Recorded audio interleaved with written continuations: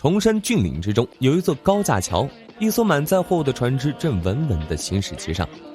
是的，你没有看错，这就是一艘船，一艘行驶在高架桥上的船。最后不知天在水，满船清梦压星河。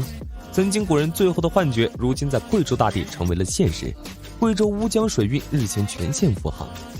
，14艘载满6800吨磷矿石的货船从贵阳港开阳港区出发，到重庆涪陵转运进入长江，抵达安徽芜湖港。船队经过乌江构皮滩水电站通航工程时，轮船需要悬空船行，呈现出一幅水往高处走，船在天上行的壮丽景观。今年投运的构皮滩水电站通航工程创造了6项世界之最，它是世界首座采用3级升船机方案的通航建筑物，是世界上通航水头最高的通航建筑物，世界水域遍幅最大的通航建筑物，世界上单级提升高度最高的升船机，也是世界规模最大、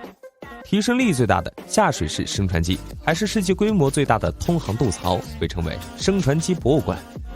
船队经过乌江构皮滩水电站通航工程时，首先进入上游引航道，随后进入第1级沉船箱，搭乘电梯下行，然后驶入第2级沉船箱，再通过中间渠道驶入第3级沉船箱，最后驶出进入乌江航道。轮船通过中间渠道时需悬空船行，呈现一幅水往高处走，船在天上行的壮丽景观。贵州高原山地居多，素有巴山一水一分田的说法。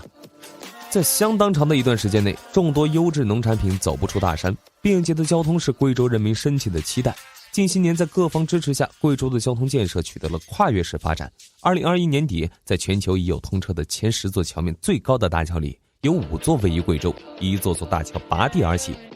凌空飞架越天险，跨长谷筑坦途展雄姿。